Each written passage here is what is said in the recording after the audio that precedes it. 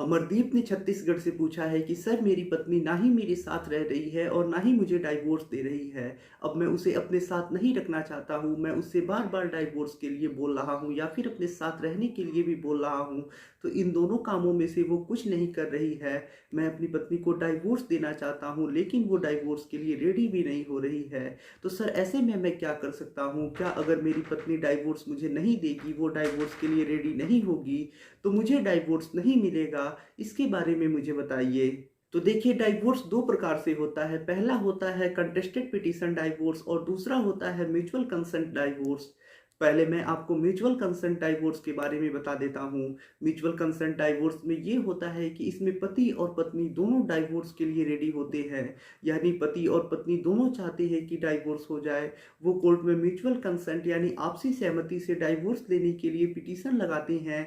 उसके बाद court order करता है और डाइवोर्स हो जाता है। यानी म्यूचुअल कंसेंट डाइवोर्स में पति और पत्नी दोनों डाइवोर्स के लिए रेडी होते हैं और डाइवोर्स मिल जाता है। ये डाइवोर्स का काफ़ी आसान प्रक्रिया होती है और इसमें समय भी कम लगता है।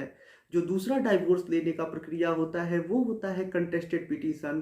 कंटेस्टेड पिटीशन में ये होता है कि इसमें दो पक्षकार, जैसे मान लीजिए होते हैं एक पति और पत्नी। इसमें एक पक्षकार डाइवोर्स लेना चाहता है और दूसरा पक्षकार उसे डाइवोर्स नहीं देना चाहता है।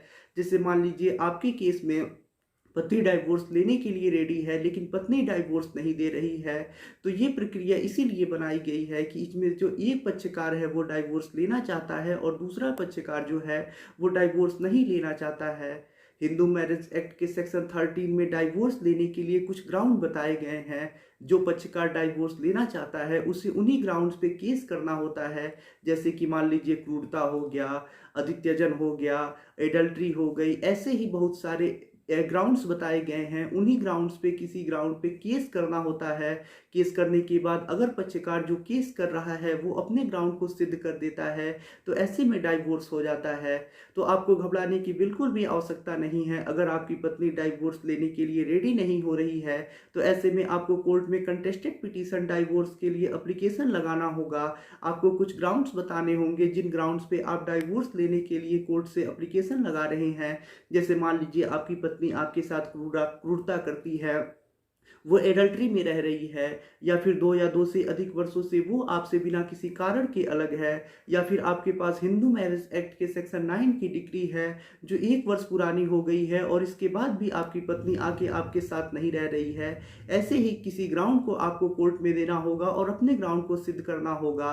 अगर आप कोर्ट में सिद्ध कर देते हैं अपने ग्राउंड को तो आपकी पत्नी चाहे या ना चाहे आपको डाइवोर्स की डिग्री मिल जाएगी। तो अगर आपकी पत्नी ना ही आपके साथ रह रही है ना ही आपको डाइवोर्स दे रही है और आप डाइवोर्स लेना चाहती हैं तो इसके लिए भी उपाय है। आपको कोर्ट में कंटेस्टेड पिटीशन डाइवोर्स के लिए एप्लीकेशन लगाना होगा, अपने ग्राउंड को सिद्ध करना होगा, उसके बाद आपको डाइवोर्स की डिग्री मिल जाएगी।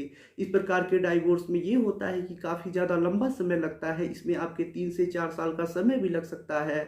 तो घबराने की आवश्यकता नहीं है। अगर आप अपने ग्राउंड को सिद्ध कर देते हैं तो आपको डाइवोर्स अवश्य ही मिल जाएगा।